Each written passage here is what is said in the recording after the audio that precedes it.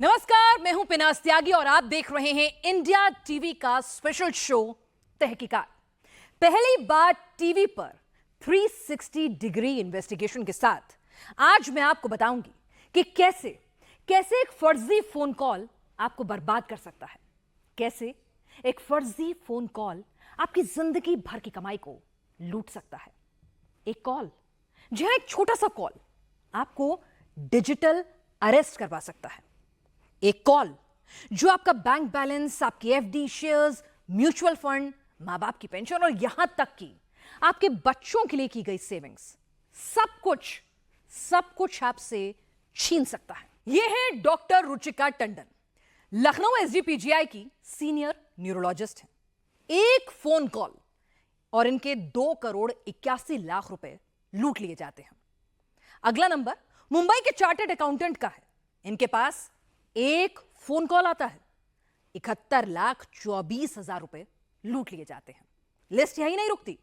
दिल्ली के कई नामी गिरामी अस्पतालों में नर्सिंग डिपार्टमेंट की हेड रह चुकी कृष्णा दास गुप्ता जी हैं। एक फोन कॉल आया और 83 लाख रुपए का धोखा हो गया।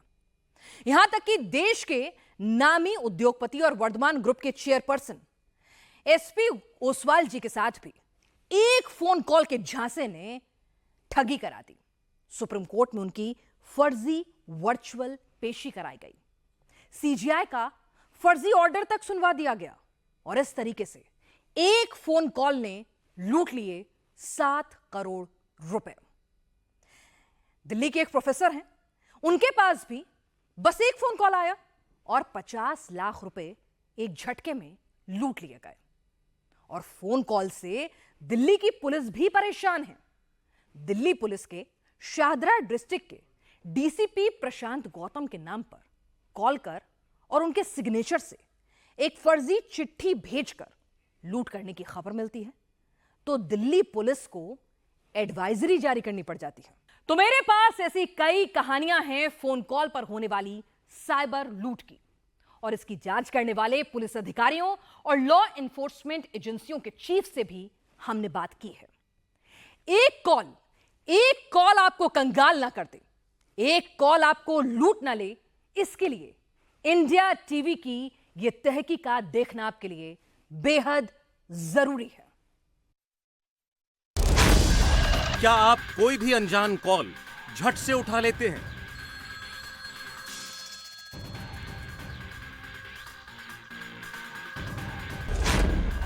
क्या अनजान लोगों की बातों पर आप फट से यकीन कर लेते हैं?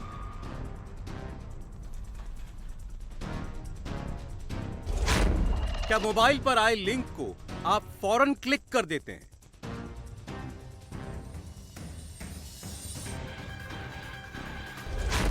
क्या कुछ कागज देखकर आप सामने वाले को सच्चा मान लेते हैं?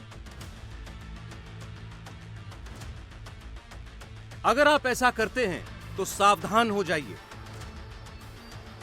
सचेत हो जाइए, चौकस हो जाइए, क्योंकि सावधानी हटी और दुर्घटना घटी। और जानते हैं साइबर ठगों का सबसे बड़ा हथियार क्या है?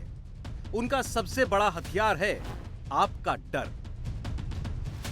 जी हां, आपका डर, आपका फियर फैक्टर। और उनका सबसे इफेक्टिव टूल है आपका smartphone.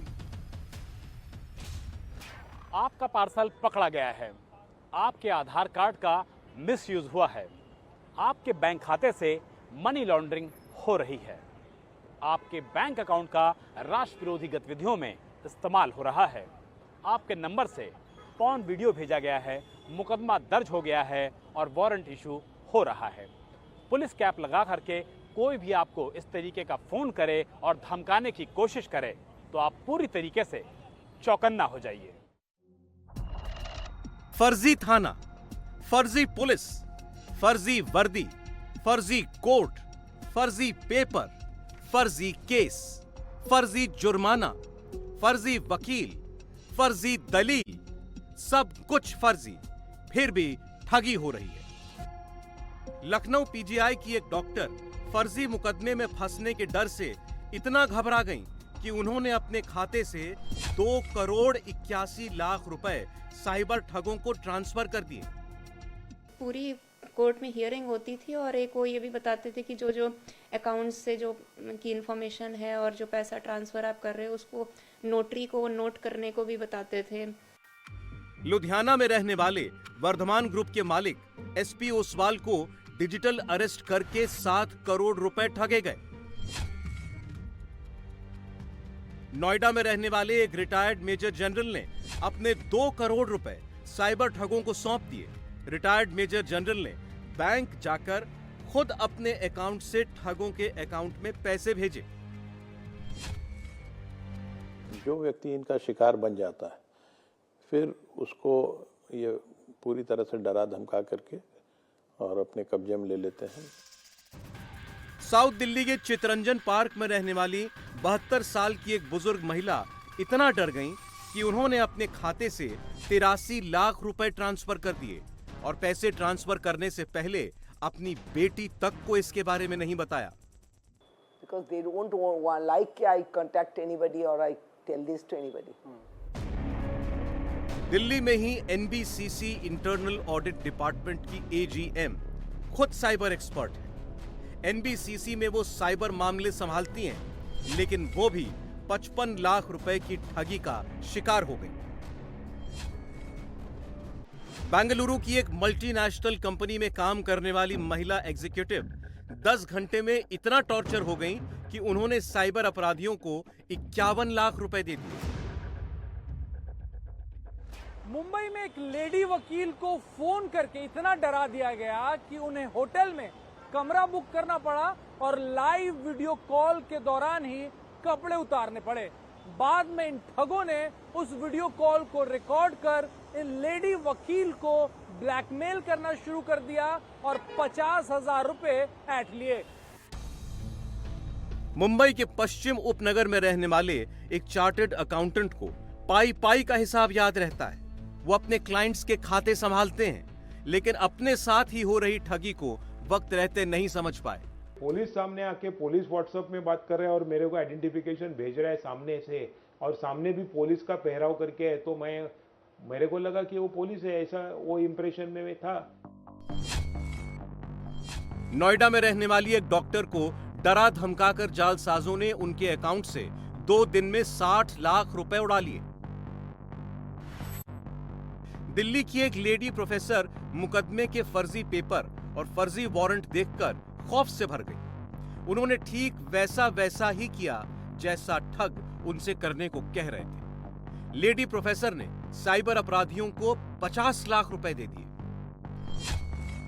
Then again I asked him कि when is this investigation going to be over now? Delhi, Mumbai, Bhopal, Indore, Ludhiana, Bengaluru, Noida, Lucknow, Jabalpur, Ujjain, Jodhpur, Jaipur, Bharat का कोई भी बड़ा शहर इस जालसाजी से नहीं बचा है। ठगी की दुनिया का यह सबसे नया पैंतरा डिजिटल अरेस्ट कहलाता है। मुंबई में हमें एक ऐसे केस का भी पता चला जिसमें साइबर अपराधियों ने डिजिटल अरेस्ट के जरिए एक शख्स से 25 करोड़ रुपए वसूल लिए।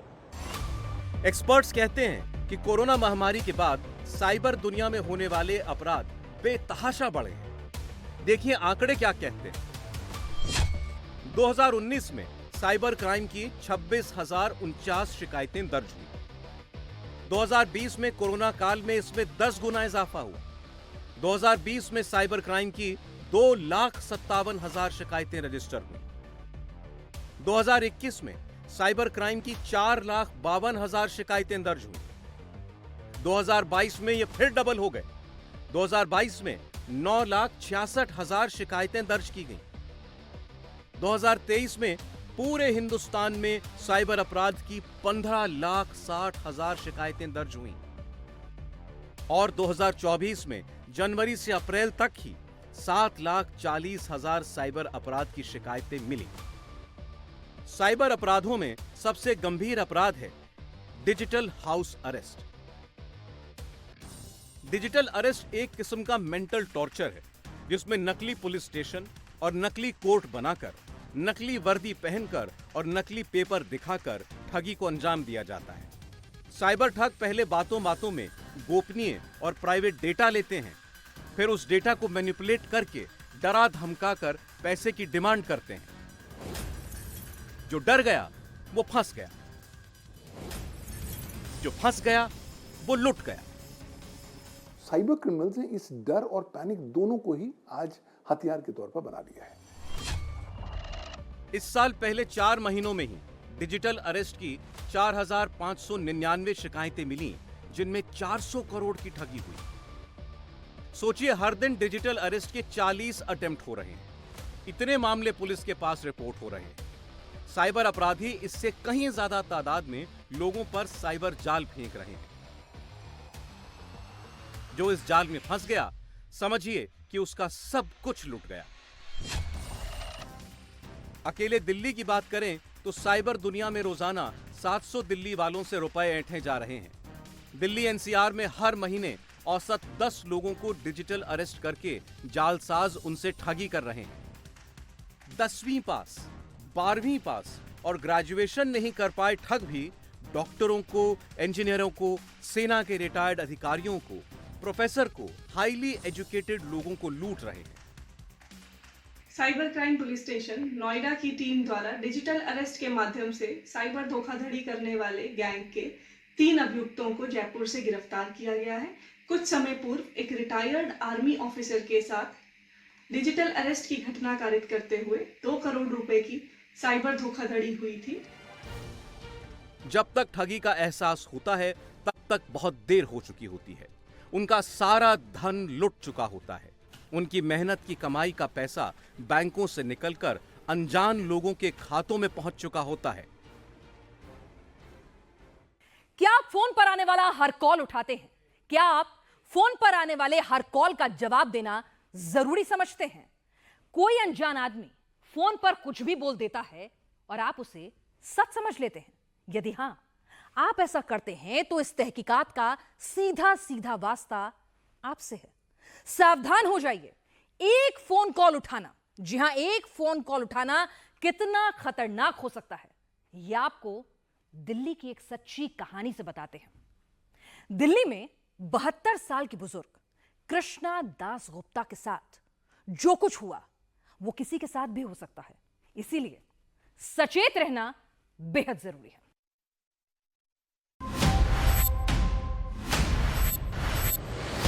बहत्तर साल की कृष्णा दास गुप्ता साउथ दिल्ली के चितरंजन पार्क में अकेले रहती हैं। उनकी बेटी मुंबई में रहती है। कृष्णा दास गुप्ता दिल्ली के कई नामी गिरामी अस्पतालों में नर्सिंग डिपार्टमेंट की एचओडी रही हैं। साइबर ठगों ने एक झटके में उनकी जिंदगी भर की कमाई लूट ली। 13 घंटे का डिजिटल अरेस्ट और 83 लाख रुपए की लूट। जी हां, 83 लाख रुपए। इस साइबर लूट में रकम से ज्यादा हॉरिबल है वो मेंटल टॉर्चर जिससे इस बुजुर्ग महिला को गुजरना पड़ा। इसकी शुरुआत हुई एक रिकॉर्डेड मैसेज से। तारीख 24 मई 2024 सुबह के लगभग 9:30 बजे दिल्ली की एक बुजुर्ग महिला कृष्णा दास गुप्ता के मोबाइल फोन पर एक कॉल आता है। वैसा ही कॉल जो मुझे और आप जैसे हजारों लोगों को अक्सर रिसीव होता है। ये कॉल कंप्यूटराइज्ड होता है और इसमें कहा जाता है कि आपके मोबाइल नंबर को ब्लॉक कर दिया जाएगा। I was little worried कि भाई टेलीफोन ब्लॉक करने से I stay alone प्रॉब्लम हो जाएगा। तो मैंने जो गलती किया कि I call back in that number। अनजान नंबर पर कॉल बैक करना बहुत महंगा पड़ने वाला था। आपके आधार कार्ड की हेल्प लेके किसी ने एक दूसरा नंबर लिया है, बॉम्बे का एक पर्टिकुलर एड्रेस बोला इस दुकान से, एंड उस दिन 24 दिसंबर और समथिंग, एंड उसका नंबर ये है आपका। तो वो सेकंड नंबर से 20 abusive language messages and porno photographs are been sent, and so उसके लिए people have complain. 20 complaints have come, many messages have gone, 20 complaints has come to Mumbai police station. So madam आपको वहाँ पे report करना है 2 घंटे के अंदर। दिल्ली में अकेली रहने वाली 72 साल की बुजुर्ग महिला 2 घंटे में मुंबई कैसे पहुंचती? फोन पर बात कर रहे शातिर अपराधियों को ये पता था, मगर ये तो टॉर्चर की शुरुआत थी। बहुत जल्द उनको अरेस्ट कर लेने का डर दिखाया जाने लगा। फोन लाइन पर अब कॉलर का एक सीनियर आ गया। तो मैडम, माय गॉड, आप तो नॉरिश गोयल वाला मनी लॉन्ड्रिंग केस में भी आप अटैच्ड है, आपको मिल गया उसका, आपका नाम उसमें है। तो आपके कनाडा बैंक में बॉम्बे में बहुत सारे पैसा आपके नाम, आपके अकाउंट में जमा हुआ है। ये भी शायद किसी ने खोला होगा। आप व्हाट्सअप पहले चेक करिए। तो व्हाट्सअप देख के देखा मैंने सुप्रीम कोर्ट का letter with that stamped, that Ashok Stambh बना हुआ पेपर, और नीचे बहुत सारे सील, बहुत सारे round square seal, name, signature. Aadhaar number बताते ही सीबीआई के एक लेटर हेड पर कृष्णा दास गुप्ता के नाम का एक कॉन्फिडेंशियलिटी अग्रीमेंट बनाकर भेज दिया गया। सुप्रीम कोर्ट के लेटर हेड पर भी एक पेपर भेजा गया। इसमें लिखा था, अगर किसी को इस केस के बारे में बताया तो 3 से 5 साल की जेल हो जाएगी और 5 लाख का जुर्माना भी लगाया जाएगा। इंडिया टीवी रिपोर्टर्स ने सीबीआई के सोर्सेस से बात की, उनको ये लेटर दिखाया। सीबीआई ऐसा कॉन्फिडेंशियलिटी एग्रीमेंट कभी जारी ही नहीं किया करती, ये फेक डॉक्यूमेंट है। सुप्रीम कोर्ट के लेटर हेड पर भी ऐसी कोई चिट्ठी जारी नहीं होती। सुप्रीम कोर्ट के लेटर हेड पर सीबीआई का प्रोसिक्यूटर कभी साइन नहीं कर सकता, ये भी एक फेक डॉक्यूमेंट है। आंखें खोलकर इन चिट्ठियों को देखेंगे तो पहली नजर में ही लग जाएगा कि ये फेक है, लेकिन डर के माहौल में देखेंगे तो कुछ समझ में नहीं आएगा। डिजिटल अरेस्ट का मतलब ये होता है कि जो भी हमारे पीड़ित हैं उन्हें वीडियो कॉल पे रहना पड़ता है। वो अपने घर के एक कमरे में उन्हें अपने आप बंद कर लिया जाता है और बिना वो जो नकली अफसर बन के कॉल करता है उसकी बिना परमिशन के वो उस कमरे से बाहर नहीं जा सकते। मामला शुरू हुआ था एब्यूजिव और न्यूड वीडियो भेजने वाले मामले से, लेकिन ठगों ने जो फर्जी पेपर भेजे वो मनी लॉन्ड्रिंग केस की जांच से संबंधित थे। I can hear boss is telling, इनको अरेस्ट क्यों नहीं किया अभी तक? तो दिस जेंटलमैन इज बोलिंग, नहीं सर, ये तो सीनियर सिटीजन है, हमें लग रहा है कि उनको इन्वॉल्वमेंट नहीं है इसमें, आप थोड़ा बात करेंगे? तो बोला अच्छा, हाँ बात करेंगे। बताइए मुझे आपको बैंक में क्या क्या, कौन सा बैंक में पैसा है? तो you know I strongly feel that I was hypnotised. इसके बीच में मेरा फ्रेंड का कॉल आया, somebody came to visit me, घर पे दो कॉल आया। मैंने बोला don't disturb me now, I am very busy now. Delhi के चितरंजन पार्क के एक फ्लैट में 72 साल की एक बुजुर्ग महिला को स्काइप वीडियो कॉल पर डिजिटल अरेस्ट कर लिया गया और मुंबई में रहने वाली उनकी बेटी अपनी मां को फ्लैट में लगे सीसीटीवी कैमरे पर लगातार लाइव देख रही थी। अब बेटी ने क्या किया? बेटी ने तुरंत मां को कॉल लगाया, लेकिन मां ने वो कॉल नहीं उठाया। कृष्णा दास गुप्ता के पास बचने के अब भी 2 चांस थे, लेकिन वो बच नहीं पाई। आप एक काम करिए, एक बैंक का सारे पेपर लीजिए, बोले बैंक जाके हम वीडियो कॉल बंद करके खाली आप मैसेजेस पे हम करेंगे, हम भी कोई माने बात नहीं करेंगे। तो बोला आपको बिल्कुल फिक्र करने की ज़रूरत नहीं है, 48 आवर्स में आपके सारे पैसे वापस आ जाएगा। मैंने बोला बट बैंक के लोग तो पूछेगा आप सारे पैसा क्यों डाइल्यूट कर रहे, इकट्ठे विड्रॉ कर रहे हैं? आप बताइए, आपको बच्चों को चाहिए पैसा, प्रॉपर्टी खरीदने के लिए बच्चों को चाहिए, and they are ready with every answer and promptly. फिर आपने कितना पैसा? 58 लाख। कृष्णा दास गुप्ता सुबह 9 बजे से रात 10:30 बजे तक लगातार व्हाट्सएप वीडियो कॉल पर रहीं। वो धोखेबाजों की तरफ से मांगे गए पैसे ट्रांसफर करने के लिए बैंक जाने से पहले अपनी कुर्सी से भी नहीं उठी। वो वही कर रही थीं जैसा उनको करने के लिए कहा जा रहा था। वहाँ पे भी उन लोगों ने पूछा, वहाँ पे बैंकर मुझे ये बोला था मैडम आजकल बहुत फ्रॉड हो रहे हैं। तो somehow I am very adamant, you know, नहीं ठीक है, they are saving me ना।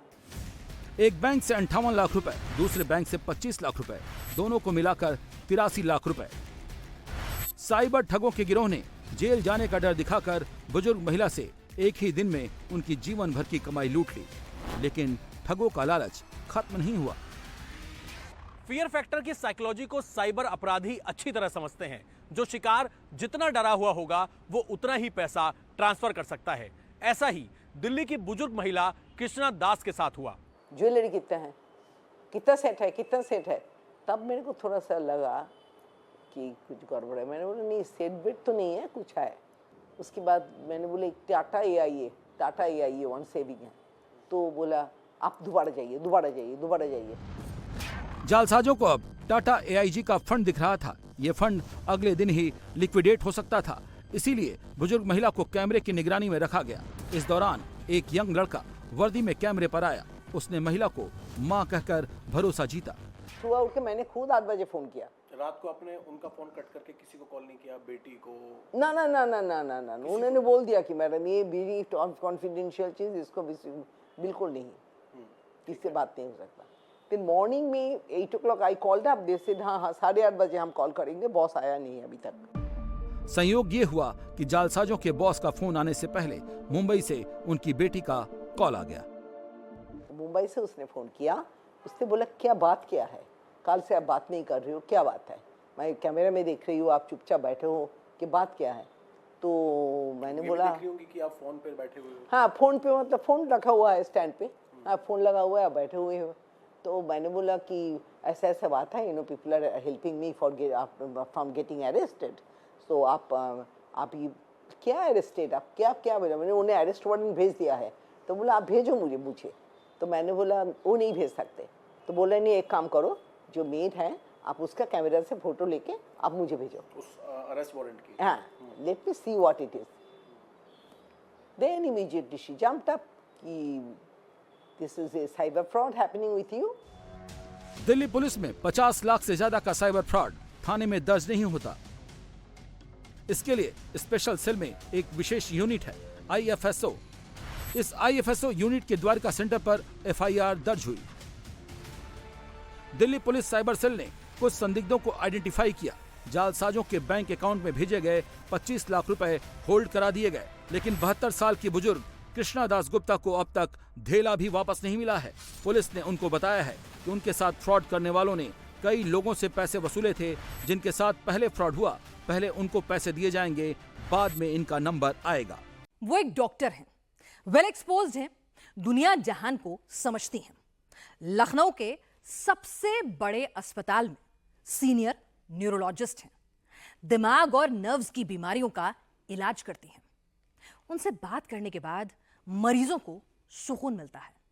लेकिन बस एक कॉल ने डॉक्टर रुचिका टंडन के दिमाग के साथ ही खेला कर दिया। एक कॉल ने डॉक्टर रुचिका टंडन का चैन सुकून छीन लिया। उनकी धन दौलत, उनका बैंक बैलेंस, उनकी FD, म्यूचुअल फंड्स, माँ बाप की पेंशन, बच्चों के लिए जमा की गई पूंजी, सब कुछ एक फोन कॉल ने लूट लिया। डॉक्टर रुचिका टंडन को 7 दिन तक डिजिटल अरेस्ट होकर रहना पड़ा और इन 7 दिनों में सब कुछ उनसे हड़प लिया गया।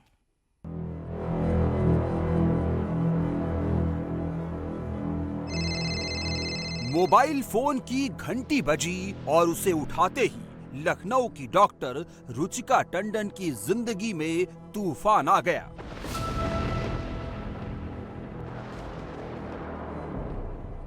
अगले 7 दिनों तक उनको फोन पर ही चिपके रहना पड़ा। हद तो तब हो गई जब दूर बैठे साइबर जालसाजों ने डॉक्टर को मोबाइल फोन कैमरे के फ्रेम में ही कैद कर दिया। दूसरी तरफ से पैसे की डिमांड आती तो डॉक्टर रुचिका फौरन पैसे ट्रांसफर करने बैठ जाती। ऑनलाइन ट्रांसफर नहीं हो पाता तो दौड़कर बैंक भागना पड़ता।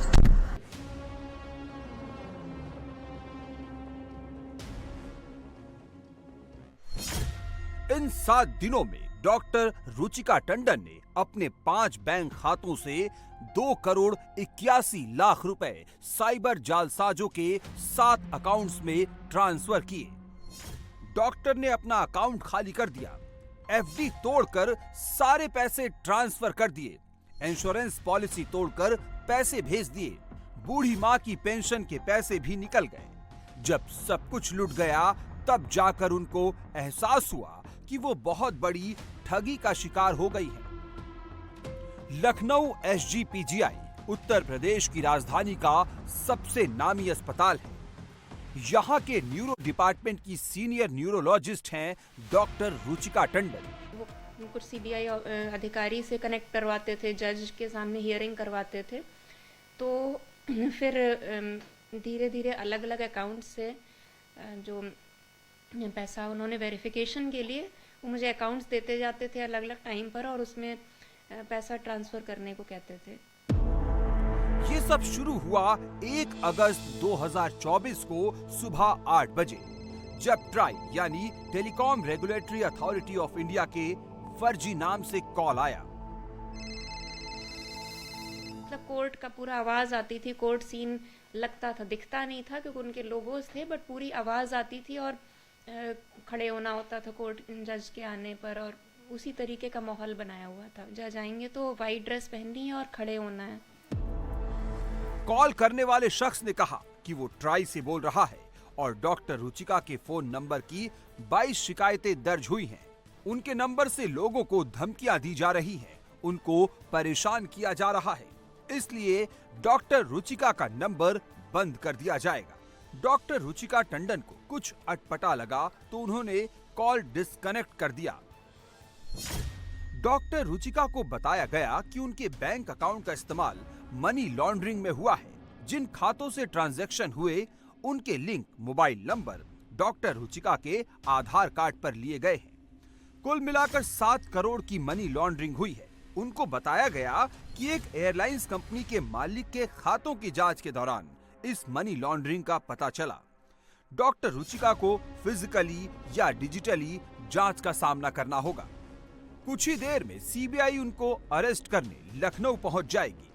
उन्होंने बताया कि इसके अलावा ये हैरेसिंग मैसेजेस वाले चीज़ के अलावा एक और केस रजिस्टर्ड है जिसमें कि लोगों को इसी फ़ोन नंबर से जो लिंक्ड अकाउंट है, बैंक अकाउंट है, एक मुंबई में बैंक अकाउंट बताया, उससे मनी लॉन्ड्रिंग हुई है। 7 करोड़ का जो पैसा है वो यूज़ हुआ है।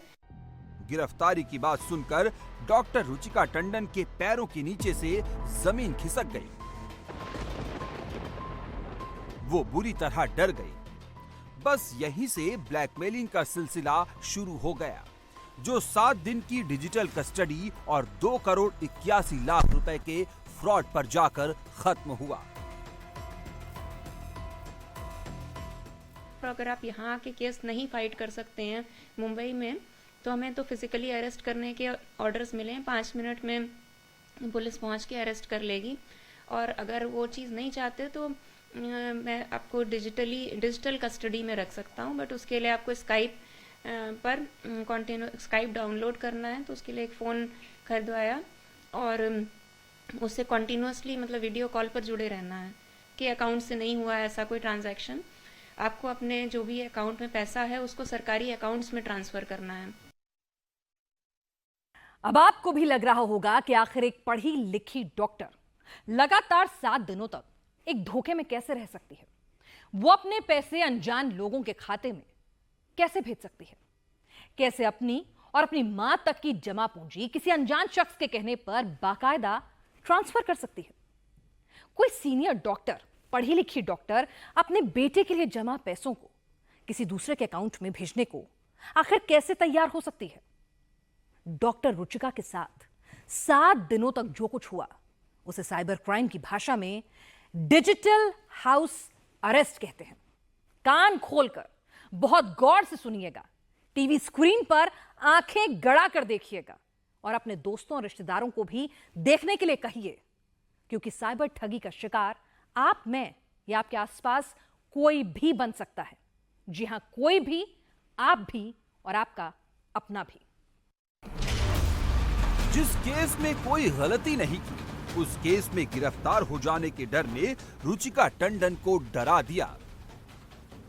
बैंक जाती थी, गाड़ी में बैठती थी, तब भी आपको क्या स्काइप से या व्हाट्सएप वीडियो कॉल से जुड़े रहने को बोला जाता था? 5 मिनट में अगर नहीं अपडेट जाती थी तो उनका कॉल आ जाता था वापस। तो वो हमेशा वीडियो कॉल या फिर व्हाट्सएप से कनेक्टेड ही रहते थे।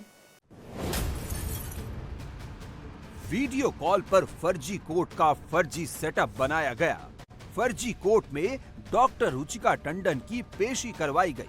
फर्जी पेपर पर मनी लॉन्ड्रिंग के आरोप लगाए गए। मनी लॉन्ड्रिंग केस में 20 से 30 साल जेल में बिताने का डर दिखाया गया। सीबीआई की फर्जी अरेस्टिंग डॉक्यूमेंट दिखाए गए। फर्जी जज से फैसला सुनवाया गया। डिजिटल कोर्ट के फर्जी जज बनकर पहले डॉक्टर से सारे बैंक अकाउंट्स की डिटेल देने को कहा गया। उसके बाद इन सभी बैंक अकाउंट से सारा पैसा सरकारी खजाने में ट्रांसफर करने को कहा गया। वेरिफिकेशन के बाद पैसा वापस करने की भी बात की गई, लेकिन वेरिफिकेशन के दौरान डॉक्टर को पूरे टाइम अपने मोबाइल के वीडियो कैमरे के सामने रहना था। यानी दूसरे शब्दों में कहें तो उन्हें अपने ही घर में डिजिटली अरेस्ट रहना था। डॉक्टर को डराने के लिए ये भी कहा गया कि अगर इस बारे में किसी को बताया तो तुरंत गिरफ्तार करके जेल भेज दिया जाएगा। उन्होंने कहा था कि किसी को भी ये, चाहे कोई रिलेटिव हो चाहे कोई फ्रेंड हो, किसी को भी ये बताना नहीं है, क्योंकि it is a matter of national secrecy. और अगर आपने खाली सीक्रेट ही लीक आउट किया कि ऐसा कुछ हो रहा है तो लीक आउट करने का ही 3 to 5 years का जेल है। और ये कहा था कि 5 मिनट के अंदर अगर किसी को भी इंफॉर्मेशन मिली कि आप किसी तरीके से कुछ सीबीआई के उससे कनेक्टेड हो तो 5 मिनट में पुलिस को सब इंफॉर्मेशन है, वो आपको आके अरेस्ट कर लेंगे। डॉक्टर को पूरी तरह अपने कंट्रोल में लेने के लिए कोर्ट ऑर्डर की फर्जी कॉपी भेजी गई। इसमें सुप्रीम कोर्ट की फर्जी मुहर भी लगी है। डॉक्टर ने अब तक अस्पतालों के पर्चे और मरीजों के टेस्ट रिपोर्ट देखे थे। कोर्ट की ऑर्डर की कॉपी असली है या नकली, इसे पहचानना उनके वश में नहीं था। 3-4 दिनों तक डॉक्टर का फियर फैक्टर जगाने के बाद उनका अकाउंट खाली करने का प्रोसेस शुरू किया गया। जांच के नाम पर सारे पैसे सरकारी खातों में डालने के लिए कहा गया। डॉक्टर रुचिका ने वैसा ही किया। इन 7 दिनों में घर में, अस्पताल में, गाड़ी चलाते वक्त हर वक्त वो स्काइप पर फोन के सामने रही। 1 वीक के अराउंड हो गया। उसके बाद जब उन्होंने कहा कि अब मैं अपना काम पर जा सकती हूँ, तो उसके भी फर्स्ट डे मुझे नहीं आइडिया लगा। सेकेंड डे मैंने फिर चेक किया, इंटरनेट पर देखा कि कुछ इस तरीके का क्या न्यू मेथड ऑफ इन्वेस्टिगेशन है सीबीआई का, जिसमें डिजिटल कस्टडी टाइप का। तो वहाँ पर मुझे एक मीडिया वेबसाइट पर दिखा कि some lady doctor has been duped off around 20 lakhs by fraudsters posing as fake CBI officers. तो इस तरीके के 2-3 न्यूज़ दिखे। तो फिर उसको देख के मैंने नियरेस्ट पुलिस स्टेशन में जब मैं गई तो वहाँ उन्होंने बताया कि ये it was all a fraud. Doctor Ruchika Tandon को डिजिटल अरेस्ट कर 2 करोड़ 81 लाख की ठगी करने वाले गिरोह के 18 आरोपी अब तक गिरफ्तार किए गए हैं। 10 दूसरे आरोपियों को चिन्हित किया गया है, लेकिन डॉक्टर के पैसे वापस नहीं मिले। डॉक्टर मिसेस टंडन का जो केस है वो इस मामले में थोड़ा यूनिक है कि इनको 7 दिन तक लगातार डिजिटल अरेस्ट करके रखा गया और ये लगातार कंप्लाई करती रहीं जो भी इनको इंस्ट्रक्शंस मिल रहे थे, और इस तरीके से इन्होंने लगभग 3.25 करोड़ रुपए लूज किया। इस केस की जांच से पता चला कि डिजिटल अरेस्ट करने वाले जालसाज 3 ग्रुपों में बंटकर काम करते हैं। सबकी जिम्मेदारी अलग अलग होती है। साइबर ठगों का पहला ग्रुप टारगेट को आइडेंटिफाई करता है। दूसरा ग्रुप डिजिटल अरेस्ट के समय टारगेट किए गए व्यक्ति से बात करता है और उसे डराता धमकाता है। तीसरा ग्रुप अलग अलग लोगों के आधार कार्ड, बैंक खाते, registered SIM, current account, corporate account, chequebook, internet banking और आईडी पासवर्ड की व्यवस्था करता है, जिससे पैसे आने पर फर्जी खातों में ज्यादा से ज्यादा अमाउंट ट्रांसफर किया जा सके। इस केस में पुलिस ने 2 ऐसे सॉफ्टवेयर इंजीनियर भी पकड़े हैं जो जरूरतमंदों को 10-10 हजार, 15-15 हजार की नौकरी के नाम पर रखते हैं। उनका आधार कार्ड लेकर मोबाइल नंबर लेते हैं, बैंक खाता खुलवाते हैं और उन खातों को खुद ऑपरेट करते हैं। ऐसे ही खाते में डॉक्टर रुचिका टंडन के 1 करोड़ 55 लाख रुपए ट्रांसफर कराए गए। काफ़ी सारे अकाउंट्स में ट्रांसफ़र कराए गए, उसमें से कुछ ट्रैक नहीं भी हो सके हैं उनकी ओनरशिप, लेकिन जो मेजर पोर्शन है अपराधियों का वो ट्रैक भी हुए, उनसे रिकवरी भी हुई, कुछ अमाउंट उनके अकाउंट्स में ब्लॉक भी कराया गया है। भिखारियों के भी कुछ अकाउंट्स खुलवा के किया। ये जो गैंग्स हैं ये इसी प्रकार के लोगों का इस्तेमाल करते हैं जो आसानी से म्यूल अकाउंट्स प्रोवाइड कर दें और जो भी उन्हें मिल रहा है उसमें खुश रहें। डॉक्टर रुचिका टंडन को डिजिटल तरीके से अरेस्ट करके ठगों को काफी पैसा मिला। लखनऊ के साइबर थाना में दर्ज FIR नंबर 132/2024 में पैसे ट्रांसफर का तफसील से ब्यौरा है। साइबर जालसाजों ने उनके पैसे को तुरंत अलग अलग खातों में ट्रांसफर करके बिनेंस ऐप के जरिए USDT क्रिप्टो करेंसी खरीदकर वापस भंजा लिया। अब ये भी जान लीजिए कि USDT क्रिप्टो करेंसी क्या होती है। टेथर यानी USDT एक क्रिप्टो करेंसी है। ये स्टेबल कॉइन के रूप में जाना जाता है, यानी इसकी कीमत समय के साथ बढ़ती या घटती नहीं है। USDT को टेथर लिमिटेड ने बनाया है। USDT को इंटरनेट का डिजिटल डॉलर कहा जाता है। USDT के हर टोकन की कीमत $1 होती है। इस टोकन को फिजिकल $1 से बदला जा सकता है। हाल के दिनों में पुलिस ने अपनी तेजी बढ़ाई है, लेकिन साइबर फ्रॉड के मामले में ठग अभी भी पुलिस से ज्यादा तेज हैं। पैसे का जो ट्रांसफर है वो इतना फास्ट होता है कि उसको ब्लॉक करना इतना आसान नहीं होता और वो पैसा ट्रांसफर होकर के फिर दोबारा कैश में कन्वर्ट हो जाता है। कुछ ऐसे ऑपरेटर्स हैं, बैंक्स हैं जहां से पैसा कैश निकल जाता है और उसके बाद फिर गायब हो जाता है। इस केस की जांच के दौरान UPSTF को पता चला कि इस गैंग के तार पाकिस्तान से भी जुड़े हैं, क्योंकि इन सभी के मोबाइल नंबर की शुरुआत 92 से होती है, जो पाकिस्तान का कोड है। पाकिस्तान का नंबर आते ही जांच वहीं रुक गई, क्योंकि यूपी की पुलिस पाकिस्तान जाकर जांच नहीं कर सकती है। डिजिटल अरेस्ट, इस तरह की कई खबरें इन दिनों आपने अखबार में, टीवी में, मोबाइल पर देखी होंगी, पढ़ी होंगी।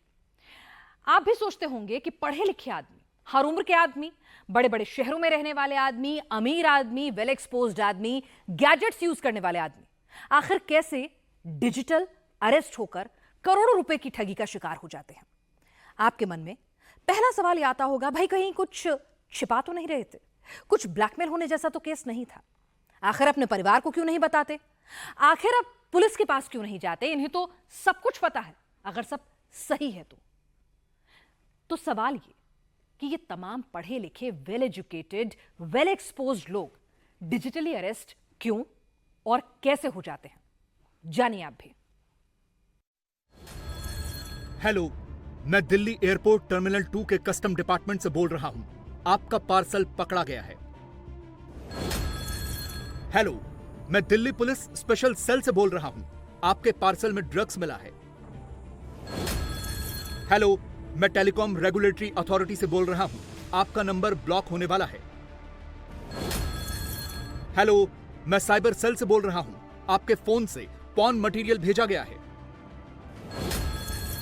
हेलो, मैं CBI से बोल रहा हूं। अपना आधार कार्ड नंबर कंफर्म कराइए। हेलो, मैं मुंबई पुलिस से बोल रहा हूं। आपके बैंक खाते से मनी लॉन्ड्रिंग हुई है। हेलो, मैं लखनऊ पुलिस हेडक्वार्टर से बोल रहा हूं। आपके नाम समन है। हेलो, मैं ED के साउथ मुंबई ऑफिस से बोल रहा हूं। आपके नाम एक वारंट है। हेलो, मैं मुंबई पुलिस का IPS ऑफिसर बोल रहा हूं। आपका बेटा रेप केस में अरेस्ट हो गया है। हेलो, मैं दिल्ली पुलिस से बोल रहा हूं। आपकी बेटी ड्रग्स के साथ पकड़ी गई है। हेलो, मैं CBI कोर्ट से बोल रहा हूं। आप 2 घंटे में कोर्ट में हाजिर होइए। हेलो, मैं जोधपुर पुलिस SP ऑफिस से बोल रहा हूं। आपके घर पुलिस पहुंचने वाली है।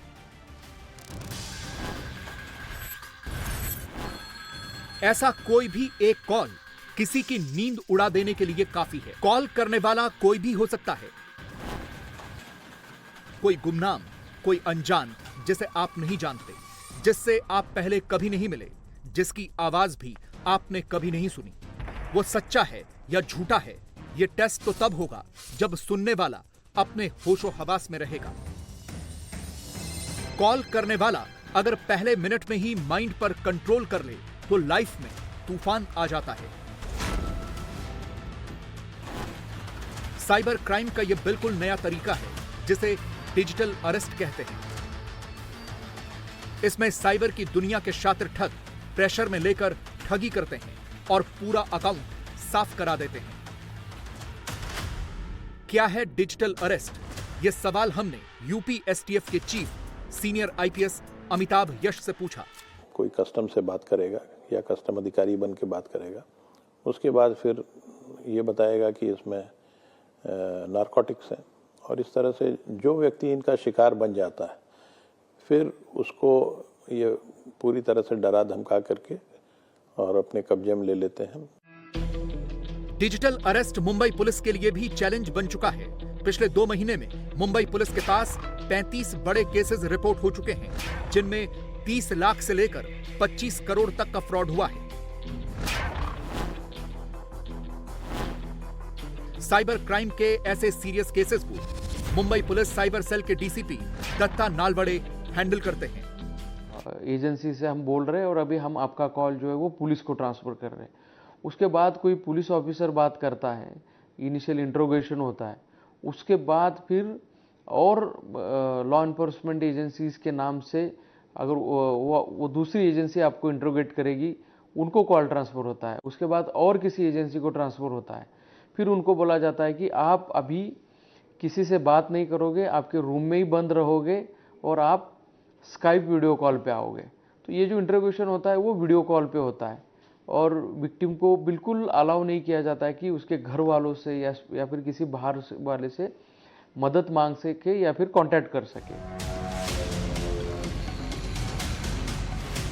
दिल्ली पुलिस स्पेशल सेल ने साइबर क्राइम को डील करने के लिए एक स्पेशल यूनिट बनाई है, IFSO, यानी इंटेलिजेंस फ्यूजन और स्ट्रेटेजिक ऑपरेशन। इस यूनिट को हेड करते हैं डीसीपी डॉक्टर हेमंत तिवारी। तो डाटा की सिक्योरिटी इतनी नहीं है, तो ये सारा डाटा बैक एंड से लीक होके डीप डार्क वेब पे जाके ये बेचा जाता है।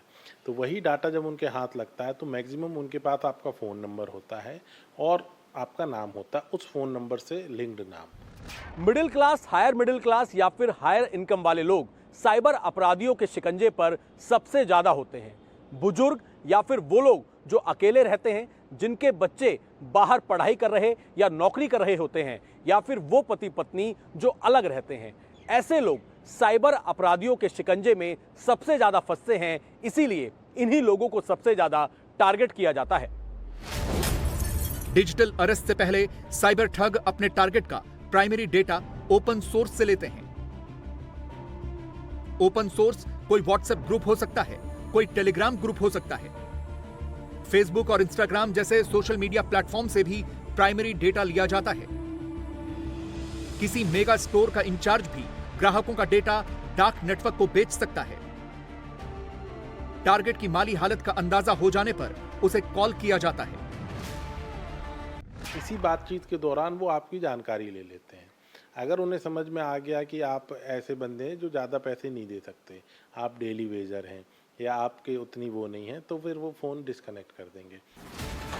डिजिटल अरेस्ट में टारगेट से पैसे की डिमांड तुरंत नहीं की जाती। पहले उसके दिलो दिमाग पर 100% कब्जा किया जाता है। जो भी विक्टिम इनको जिसको ये आइडेंटिफाई कर लेते हैं उसके बारे में स्वयं भी रिसर्च करते हैं और इंटरोगेशन के समय जो इनका सो कॉल्ड इंटरोगेशन होता है, स्पेशलाइज्ड एजेंसी बन के जो लोग इंटरोगेट कर रहे होते हैं, वो सारी पर्सनल जानकारियां विक्टिम की ले लेते हैं। उसमें उनके प्रोफेशन आदि के बारे में तो जान ही लेते हैं, साथ ही उनके बैंक अकाउंट्स, पैन नंबर, आधार नंबर, ये सब कुछ, मोबाइल नंबर, ये सब कुछ प्राप्त कर लेते हैं। उन मोबाइल्स में अपने स्क्रीन शेयरिंग ऐप भी डाल देते हैं। तो इस तरह से हर व्यक्तिगत जानकारी इनके पास आ जाती है। साइबर ठगों को जब इस बात का भरोसा हो जाता है कि विक्टिम अब बाहर निकलने के लिए छटपटा रहा है, तब उनसे पैसे जमा कराने को कहा जाता है। पहले सजेशन के रूप में, फिर ऑर्डर की शक्ल में। आपको ये अलग अलग वीडियो कॉल पे भी लाते हैं। वो कहीं मुंबई पुलिस के बनते हैं, कभी वो लखनऊ पुलिस के बनते हैं, कभी कस्टम के, कभी ईडी के, कभी सीबीआई के, कभी एसएफआईओ के। जितने भी लॉ एनफोर्समेंट है सबका वो नाम लेते हैं और आपको यकीन दिलाते हैं कि आप फंस चुके हो। फिर वो आपको, जब आप पूरी तरीके से टूट जाते हो, डर जाते हो, तब वो एक सीनियर अफसर से बात कराते हैं। विक्टिम की हालत बिल्कुल रोने जैसी होती है और कुछ लोग रोते भी हैं। फिर वो उनसे पूरी जानकारी लेते हैं कि आपके ये चेक करने के लिए आपके सारे पैसे जितने भी हैं वो सरकारी अकाउंट में जाएंगे। उसके बाद 2 दिन में हम आपका चेक कर लेंगे। अगर आपका सब सही पाया गया तो आपके पूरे पैसे वापस आ जाएंगे। आज कोई भी पुलिस अधिकारी आपको वीडियो कॉल करके नहीं बताएगा कि मैं आ रहा हूं आपको पकड़ने के लिए। ये बेसिक चीज लोग भूल जाते हैं। तो जब आपके यहाँ कोई अनजान व्यक्ति से नंबर आता है, आप कॉल उठाते हैं और वो कहते हैं वीडियो कॉल करिए, और आपको वीडियो कॉल में कोई पुलिस अधिकारी की ड्रेस वाला व्यक्ति मिलता है, तब लाजमी सी बात है आपके लिए पहला खतरे का अलार्म सिग्नल होना चाहिए कि साहब ये तो फ्रॉड है, इसको मुझे बंद करना है। लेकिन अगर आप उनकी बातों में घुसते चले जाते हैं तो वो आपके माइंड के साथ खेलते हैं। वो कहीं ना कहीं कोशिश करते हैं कि आपको इतना डरा लिया जाए कि आपके अकाउंटों में जितने पैसे हैं वो आपसे झाड़ लिए जाएं और वो इंस्टेंटेनियसली पैसा अलग अलग अकाउंट्स में डाल देते हैं। जब टारगेट विक्टिम के दिमाग पर ठगों का पूरा कंट्रोल हो जाता है, तब वो उनसे कहते हैं कि उनके बैंक अकाउंट में कुछ सस्पिशियस ट्रांजैक्शन दिखे हैं, इसीलिए उनके पूरे बैंक अकाउंट्स की जांच करनी होगी और जांच करने के बाद इनका पैसा वापस लौटा दिया जाएगा। इसके बाद उन्हें अलग अलग अकाउंट नंबर दिए जाते हैं और कहा जाता है कि वो अपना सारा पैसा इन अकाउंट में ट्रांसफर कर दे। ये सभी अकाउंट जांच एजेंसी के हैं और जांच करने के बाद अगर कुछ संदिग्ध नहीं आएगा तो ये पैसा आपको वापस लौटा दिया जाएगा, लेकिन ये पैसा वापस आता नहीं है। विक्टिम जब पूरे पैसे ट्रांसफर कर देता है तो जालसाज तुरंत कॉन्टैक्ट डिस्कनेक्ट कर देते हैं। तब जाकर विक्टिम को पता चलता है कि उसके साथ चीटिंग हो गई। और एक अभी चीज़ नई हो रही है कि कुछ विक्टिम्स को होटल्स में रूम लेने के लिए बोला जा रहा है। होटल में जाइए, 4 दिन उधर रहिए, ये आपको हम वहाँ पे आपको डिटेन रहना पड़ेगा। इस तरीके से भी उनके साथ अभी बर्ताव किया जा रहा है। डिजिटल अरेस्ट अभी नए तरह का क्राइम है, फिर भी लॉ एनफोर्समेंट एजेंसियों ने साइबर ठगों के कुछ मॉडस क्रैक किए हैं। पहला मॉडस ड्रग्स वाला है, जिसमें विक्टिम से यह कहा जाता है कि आपके पार्सल या कुरियर में ड्रग्स मिला है। दूसरा मॉडस मनी लॉन्ड्रिंग का है। इसमें विक्टिम को यह बताया जाता है कि आपके बैंक खाते से मनी लॉन्ड्रिंग हुई है। तीसरे मॉडस में विक्टिम को यह बताया जाता है कि कुछ फेमस केसेस में आपका अकाउंट रिफ्लेक्ट हो रहा है। टेलीकॉम अथॉरिटी वाला मॉडस पुराना है, लेकिन यह अब भी धड़ल्ले से यूज हो रहा है। पांचवा मॉडस पॉर्न वीडियो का है, जिसमें विक्टिम से कहा जाता है कि उनके मोबाइल फोन से पॉर्न या चाइल्ड पॉर्न खरीदा गया है। आजकल एक बहुत नया मॉडस आया है कि हम XYZ बैंक से बोल रहे हैं और ये आपके क्रेडिट कार्ड पे एक संदिग्ध ट्रांजैक्शन हुआ है। इसकी अधिक जानकारी के लिए आप 9 दबाएं। या हम RBI reserve bank of India से बोल रहे हैं, आपके ट्रांजैक्शन हुआ है, संदिग्ध ट्रांजैक्शन हुआ है, आप 9 दबाएं। या हम FedEx से बोल रहे हैं, हम DTDC से बोल रहे हैं, आपका पार्सल या हम कस्टम से बोल रहे हैं, पार्सल इंटरसेप्ट हुआ है, उसमें ये सब संदिग्ध सामान पाए गए हैं। अधिक जानकारी के लिए आप 9 दबाएं। तो जैसे ही आप इसको 9 दबाते हैं तो वो उनके कॉल सेंटर में कॉल कनेक्ट हो जाता है। काफ़ी प्रोफेशनली ट्रेंड लोग होते हैं, इस तरीके से आपको काफ़ी डरा देते हैं। डराने वाला कोई एक कारण बताकर विक्टिम के साथ कन्वर्सेशन शुरू किया जाता है और कन्वर्सेशन के आखिर में विक्टिम पर प्रेशर बनाकर उससे पैसे लिए जाते हैं।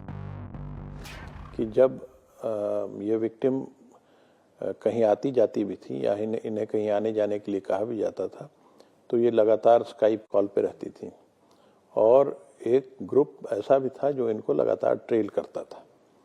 वो ट्रेल करने वाला ग्रुप भी पकड़ा गया और ये किसी भी इस तरह के साइबर क्राइम में ये ट्रेल करने वाली बात पहली बार आई है।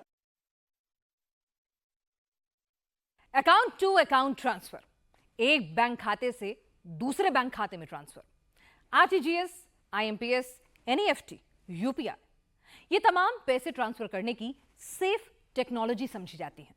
खाते में पैसे दिए हैं, भाई जाएंगे कहां?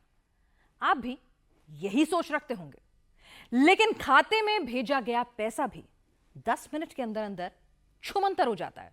कैसे? ये तहकीकात में देखिए। डिजिटल अरेस्ट केस की सबसे अहम कड़ी है पैसे लेने के बाद उसे खपाने की। यह काम गैंग का सबसे शातिर आदमी करता है। चूंकि पैसे खाते में लिए जाते हैं, इसलिए पकड़े जाने का चांस ज्यादा रहता है। कई बार देर हो जाने पर पैसे ब्लॉक हो जाते हैं, इसलिए तुरंत के तुरंत पैसों को खपाना पड़ता है। इसके लिए गैंग कई तरह की तैयारियां पहले से करके रखता है। बैंक खातों को किराए पर लेकर यूज करना, छात्रों को कुछ पैसे देकर उनके बैंक खाते का इस्तेमाल करना, फर्जी आधार और फर्जी मोबाइल नंबर से फर्जी बैंक खाते खुलवाना, फैक्ट्री के मजदूरों के नाम पर बैंक खाते खुलवा देना और यूज करना, फर्जी कंपनी बनाकर कॉर्पोरेट खाते खुलवाना, मोबाइल आधारित ऐप से क्रिप्टो करेंसी खरीदना, क्रिप्टो करेंसी को डार्कनेट से ट्रांसफर करके कैश कर लेना। डिजिटल अरेस्ट के केस में कई सारे बैंक अकाउंट्स इन्वॉल्व होते हैं। जैसे ही विक्टिम अपने पैसे दिए गए अकाउंट में ट्रांसफर करता है, वैसे ही जालसाज गैंग उन पैसों को एक साथ सारे अकाउंट में ट्रांसफर करने लग जाता है। एक अकाउंट से दूसरे अकाउंट, दूसरे से तीसरे अकाउंट, तीसरे से चौथे अकाउंट। कुछ केसेस में तो अलग अलग लेवल पर 12 से 13 लेयर्स तक पैसे ट्रांसफर होते हैं। हर लेयर में अकाउंट्स की संख्या बढ़ती जाती है और रकम घटती जाती है। किसी लेयर में ठगी किए हुए पैसे 50 अलग अलग अकाउंट्स में ट्रांसफर कर दिए जाते हैं, तो अगले लेयर में इन्हीं पैसों को 70 अलग अलग खातों में भी भेजा जा सकता है और ये सब महज चंद मिनटों में हो जाते हैं। मुंबई पुलिस की साइबर सेल ने डिजिटल अरेस्ट के एक मामले की तफ्तीश करते हुए पाया कि ठगी किए हुए पैसे 350 अलग अलग अकाउंट्स में ट्रांसफर किए गए थे। यूपी में लखनऊ एसजीपीजीआई की डॉक्टर रुचिका टंडन के केस में कई स्टूडेंट्स के खाते पकड़े गए, जिनको उन्होंने किराए पर दिया था। सबसे पहले वो लोग अरेस्ट किए गए जिनके अकाउंट्स में पैसे ट्रांसफर हुए थे, और ये पैसा ये म्यूल अकाउंट्स प्रोवाइड करने वाले लोकल स्टूडेंट्स थे, जिनको मालूम तो था कि ये काम गलत है, लेकिन चूंकि इसमें रोज 10,000 से 20,000 रुपए वो कमा लेते हैं, इसलिए काम कर रहे थे। साइबर ठग कई बार कॉलिंग के लिए प्रोटेक्टेड वीपीएन यानी वर्चुअल प्राइवेट नेटवर्क का यूज करते हैं। इस नेटवर्क में घुसना लॉ एनफोर्समेंट एजेंसियों के लिए भी चैलेंज होता है। कई बार पैसे क्रिप्टो करेंसी में कन्वर्ट किए जाते हैं। यदि एक ही क्राइम में 300-400 खातों में पैसे ट्रांसफर किए गए तो इन्वेस्टिगेशन का वॉल्यूम बड़ा हो जाता है और जांच में समय लगता है। बहुत सी बार इन जैसी केसेस में बहुत से बैंक अकाउंट्स इन्वॉल्व होते हैं। जब भी ये पैसे जाते हैं विक्टिम के अकाउंट पे, तो तुरंत ही विक्टिम का जो ग्रुप है वो बहुत सारे अकाउंट्स में ये पैसे ट्रांसफ़र करने में लग जाता है। बहुत सी बार कॉलिंग के लिए वीपीएन का यूज़ होता है। तीसरी चीज़ है कि बहुत सी बार ये पैसे जो है वो क्रिप्टो करेंसी में कन्वर्ट किए जाते हैं। तो क्रिप्टो के रिलेटेड इन्वेस्टिगेशन, वीपीएन का यूज़ है तो उसके रिलेटेड इन्वेस्टिगेशन, कई बार एक ही ऑफेंस में 300-350 अकाउंट्स में ये पैसे डाइवर्ट किए जाते हैं। तो इन्वेस्टिगेशन का जो वॉल्यूम है और स्प्रेड है, दोनों भी बढ़ जाता है। डिजिटल अरेस्ट एक ऐसा क्राइम है जो अभी इवॉल्व ही हो रहा है। हो सकता है कि ठगों का गैंग अगली बार कोई बिल्कुल नई कहानी बनाकर फोन करना शुरू कर दे। हो सकता है कि बैंक से आने वाले ट्रांजैक्शन अलर्ट मैसेज की तरह दिखने वाले मैसेज में ही वो कोई लिंक डालना शुरू कर दे। बैंक का ओटीपी किसी को नहीं बताना है, यह सबको याद रहता है, लेकिन यह भी याद करना जरूरी है कि ठगों के इस दुनिया में किसी अनजान कॉल या मैसेज पर किसी ने पैसे ठग लिए, फिर कमा लेंगे। ठगों ने खाता खाली करवा लिया, कोई बात नहीं, भगवान फिर दे देंगे। एफडी टूट गई, कोई बात नहीं, जिंदगी तो बची है ना। लेकिन अगर जान ही चली जाए तो भला उसकी भरपाई कैसे होगी? आगरा में डिजिटल अरेस्ट का एक ऐसा ही क्राइम हुआ जिसकी कोई माफी, कोई भरपाई नहीं है। पाकिस्तान से एक व्हाट्सएप कॉल आया और आगरा की टीचर की जिंदगी छीन गया। बेटी के सेक्स रैकेट में फंसने का झांसा, 1 लाख रुपए की डिमांड हाई बीपी और पैनिक अटैक ने ले ली जान। साइबर फ्रॉड का ऐसा शिकंजा, मुश्किल हो गया जान बचाना।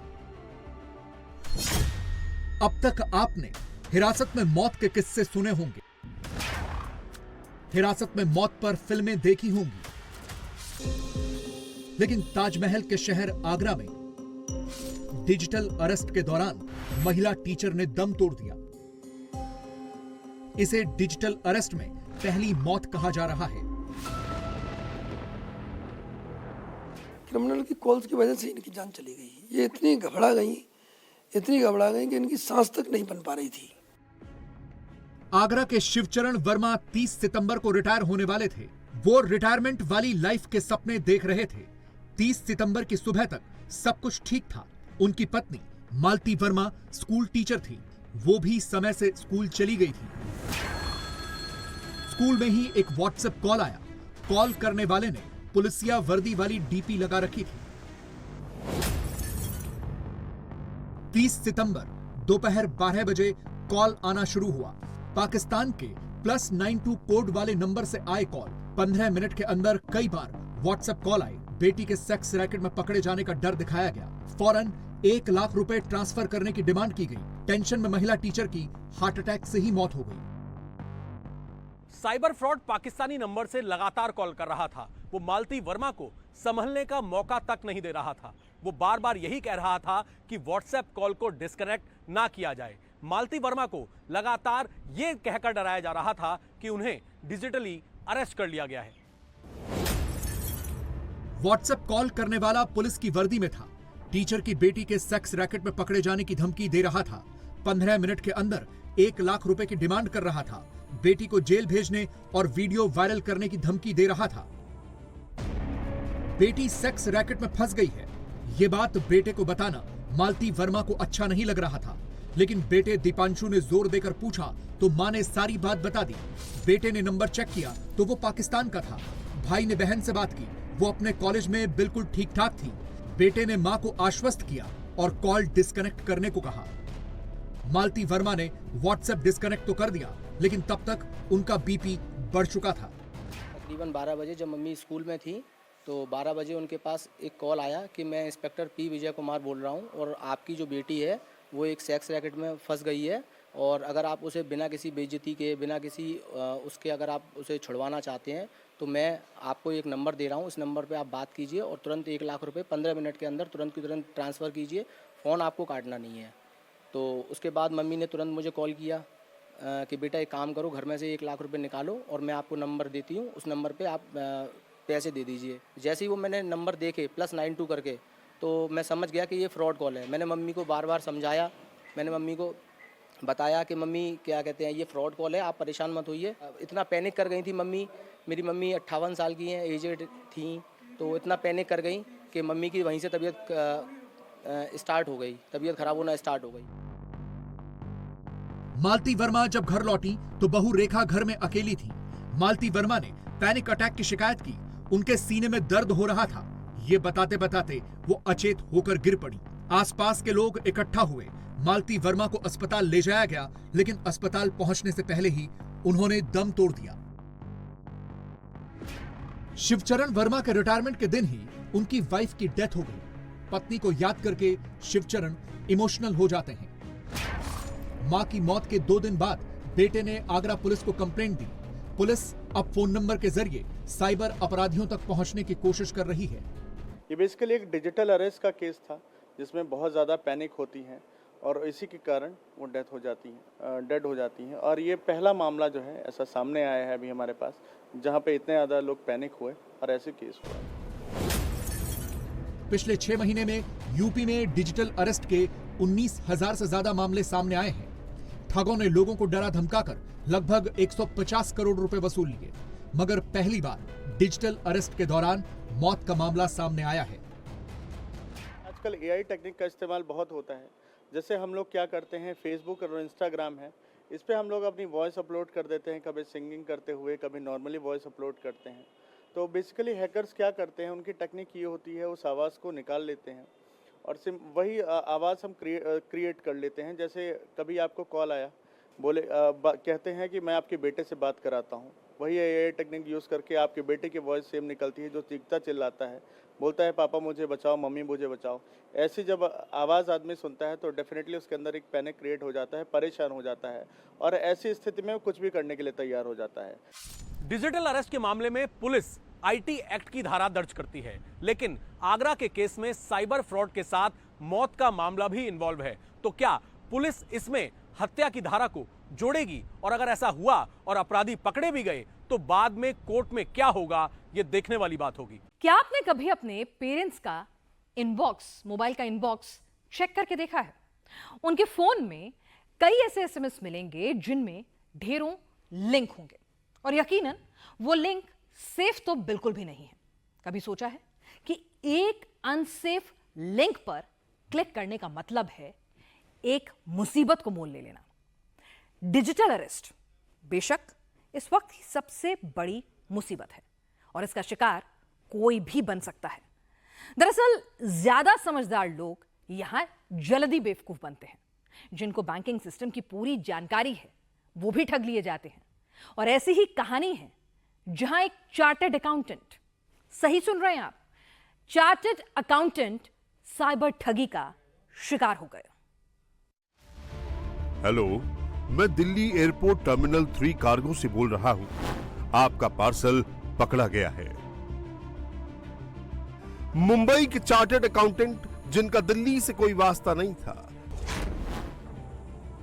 पार्सल से कोई वास्ता नहीं था, उनको ये कॉल तुरंत बंद कर देनी चाहिए थी, लेकिन वो कर नहीं पाए। रेडी होके निकलने के टाइम में मुझे एक फोन आ गया। उसने दूसरा क्वेश्चन मुझे पूछा कि आपका आधार नंबर फलाना फलाना, मैं जो बोल रहा हूँ ये आधार कार्ड आपका है क्या नहीं। मैंने नंबर क्रॉस वेरीफाई किया, नंबर तो मेरा आधार कार्ड का सही था।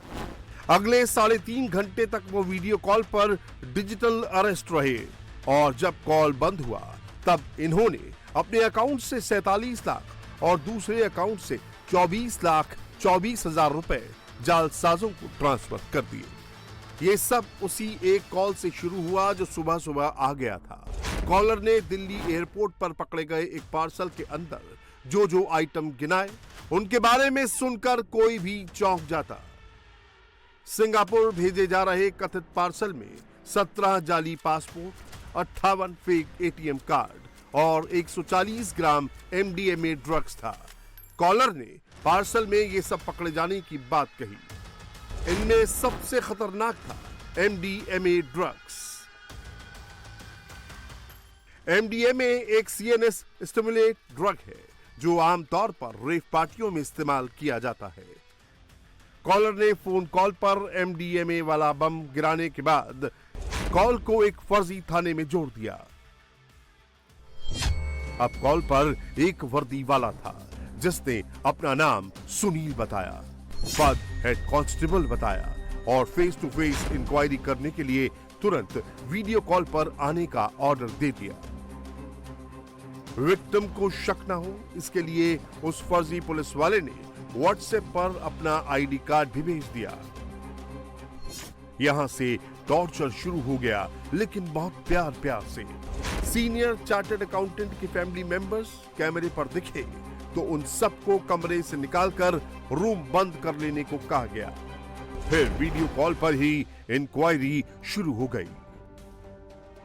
आप क्या काम करते हैं, कौन सी कंपनी में काम किया है, परिवार में कौन कौन मेंबर है, बेटे का नाम बताए, वो क्या करता है, बेटियों के नाम, वो कहां रहती हैं। आधार कार्ड कैमरे के सामने रखिए, आधार कार्ड की फोटो खींच कर भेजिए। विक्टिम से जैसा जैसा कहा गया उन्होंने वैसा वैसा किया। फिर फर्जी हेड कांस्टेबल सुनील कुमार ने बड़े अधिकारियों से बात कराने की बात की, लेकिन उससे पहले आधार कार्ड के वेरिफिकेशन का पैंतरा जोड़ दिया।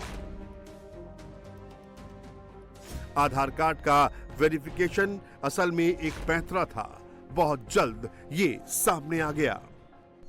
फोन पर हो रही फर्जी इंक्वायरी विक्टिम को वीडियो कॉल पर दिख रहा था। पार्सल में ड्रग्स पकड़े जाने का केस अब सेकेंडरी हो गया था। मनी लॉन्ड्रिंग का चार्ज प्राइमरी ऑफेंस बना दिया गया। जिससे विक्टिम को डराने का काम शुरू किया गया। संजय सिंह केस में 38 करोड़ रुपए की मनी लॉन्ड्रिंग के आरोप लगाए गए। मेरे को बता दिया कि आपका HDFC अकाउंट में संजय सिंह केस में 38 करोड़ जमा करवा दिया है, तो 38 करोड़ आपके अकाउंट में संजय सिंह में जो आप शक करके है, तो आपके अकाउंट में HDFC बैंक। मैंने उसको बोला मेरा HDFC बैंक ही नहीं है। दिल्ली में किसी को डिजिटल अरेस्ट करना है तो मुंबई से कॉल आता है। लखनऊ के डॉक्टर को भी मुंबई पुलिस का कॉल बताया गया था, लेकिन मुंबई के चार्टर्ड अकाउंटेंट को दिल्ली पुलिस के नाम से कॉल आया था। दरअसल ये एक बेसिक रिसर्च जुटाई जाती है और जिसे करने के बाद ही साइबर ठग आपके खाते पर चढ़ाई करते हैं। साइबर अरेस्ट के विक्टिम चार्टर्ड अकाउंटेंट को जालसाजों ने 3 पेपर भेजे।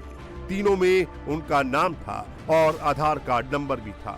जालसाजों ने बातों बातों में उनसे ही आधार कार्ड नंबर कंफर्म कर लिया था। पहला था कॉन्फिडेंशियलिटी एग्रीमेंट, 100% फेक। दूसरा था एसेट सीजर नोटिस, ये भी पूरी तरह फर्जी।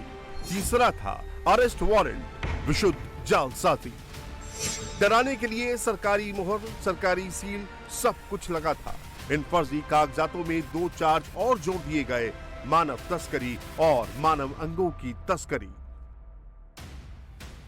यानी घंटे भर में अंदर कुल मिलाकर 5 तरह के चार्ज लगा दिए गए। पहला चार्ज फर्जी पासपोर्ट सप्लाई करना, दूसरा चार्ज प्रतिबंधित MDMA ड्रग्स की तस्करी, तीसरा चार्ज 38 करोड़ की मनी लॉन्ड्रिंग, चौथा चार्ज मानव तस्करी और 5वां चार्ज मानव अंगों की तस्करी। इसी बहाने विक्टिम से प्रॉपर्टी के बारे में पूछताछ शुरू कर दी गई। वो आपके जो बैंक है उसमें लेटेस्ट क्या बैंक बैलेंस है वो जरा इमीडिएटली आपको लेटेस्ट जो मालूम है वो बता दो।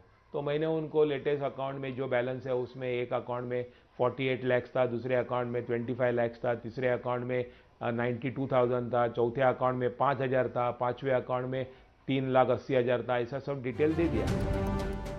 वीडियो कॉल पर पूछताछ करने वाले किरदार बदलते रहे, उनका ओहदा बदलता रहा, लेकिन मकसद सबका एक ही रहा, गिरफ्तारी का डर दिखाओ और विक्टिम को पूरी तरह अपने कंट्रोल में कर लो। इस दौरान संपत्ति की डिटेल, पैतृक संपत्ति का ब्यौरा, बैंक खातों की डिटेल, बच्चों के बैंक खाते की डिटेल, एक जमीन बेची उसकी भी डिटेल पूछते रहे। सोचिए, जालसाजों ने चार्टर्ड अकाउंटेंट से उनके ITR तक की फोटोकॉपी मांग ली। विक्टिम का मुंबई से दिल्ली आना पॉसिबल नहीं था, गिरफ्तार वो होना नहीं चाहते थे। ऐसे में एक ही रास्ता छोड़ा गया, सारा पैसा ठगों के कहे के मुताबिक उनके खाते में ट्रांसफर कर देना और किसी तरह अपना पिंड छुड़ाना।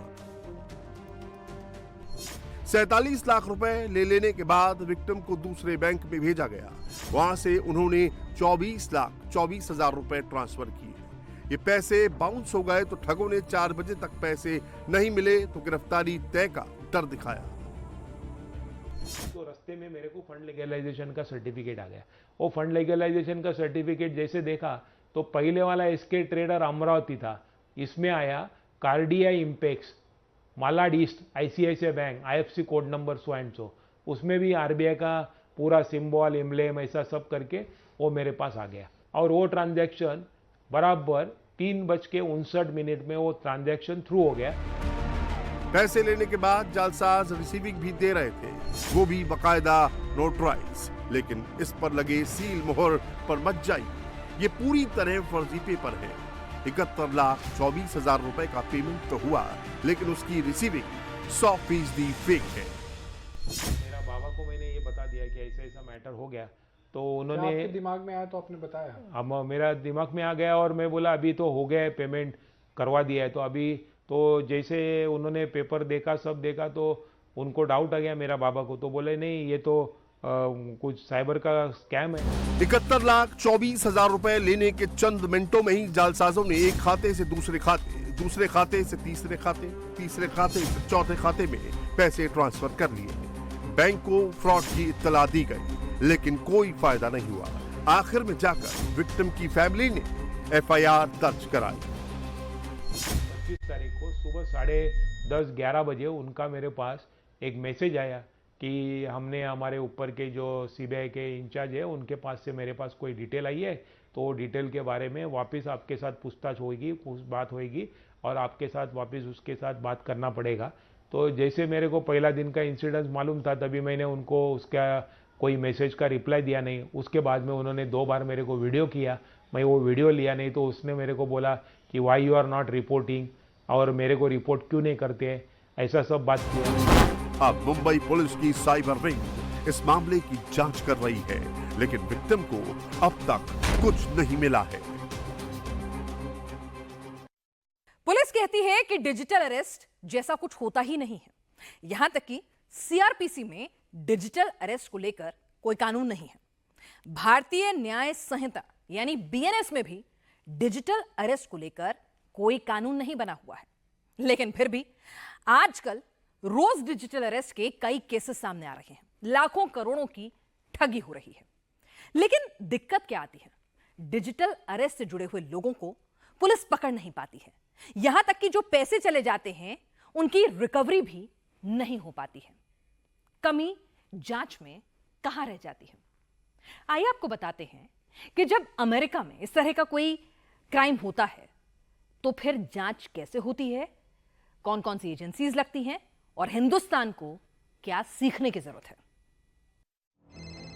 हर घंटे, हर मिनट, हर सेकंड कहीं ना कहीं कोई साइबर फ्रॉड होता रहता है। सालाना 6 ट्रिलियन या 6000 मिलियन डॉलर, 500 बिलियन डॉलर हर महीने, 115 बिलियन डॉलर हर सप्ताह, 16.4 बिलियन डॉलर रोजाना, 11.4 मिलियन डॉलर प्रति मिनट और 1,90,000 डॉलर प्रति सेकंड। साइबर क्राइम का दायरा हर दिन बढ़ता ही जा रहा है। लाखों साइबर क्राइम कभी रिपोर्ट ही नहीं किए जाते। विक्टिम को महीनों महीनों तक पता नहीं चलता कि उसके साथ कोई फ्रॉड भी हुआ है।